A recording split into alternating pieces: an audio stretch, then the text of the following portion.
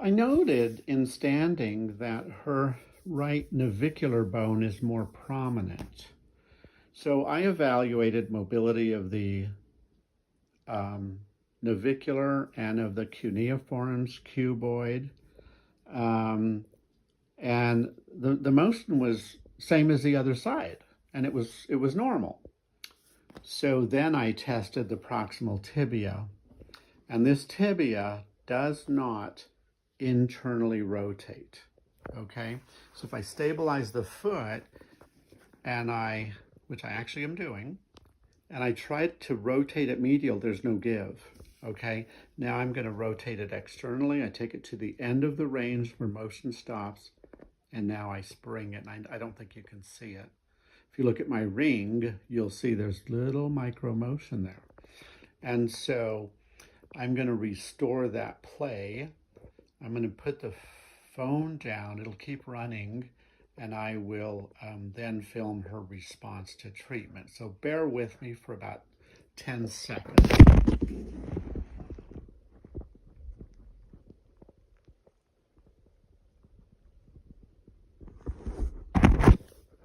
Alrighty.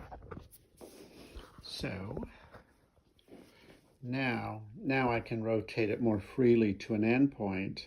And then if you look at my ring, you can see it does have that normal rotational joint play. Okay, can you step down and walk up and down the hall?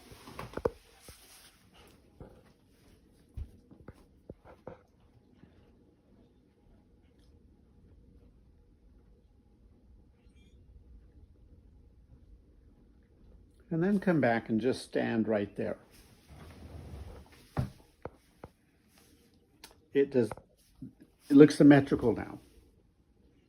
Tell me how you feel when you're walking. It feels very, very good. It felt less stiff, where before it did feel stiff, and I don't know if that's because when I broke my fibula, it never regained its fluidity, I guess.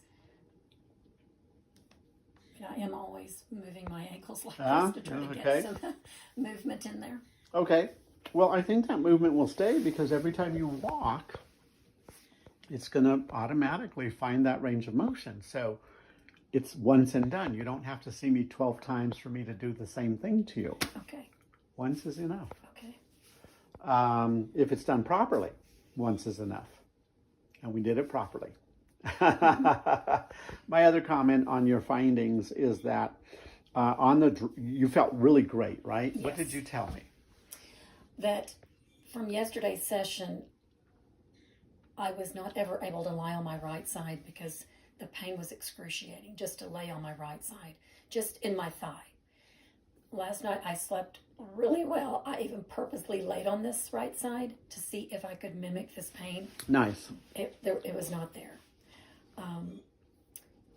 The only issue this morning that I had was I did have a little bit of issue at the top of my pelvis.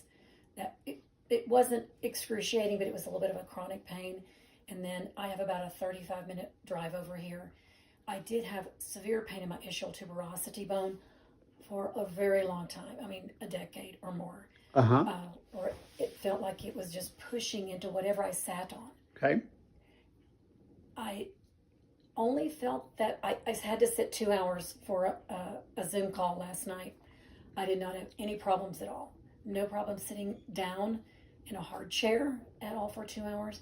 But on my drive over here this morning, I felt just a little twinge about halfway here. So about 20 minutes in, I just felt a little bit of, I don't even want to call it a pain, but just a little bit of uncomfort. Okay. And were you aware this morning that the ischial tuberosities were not symmetrical?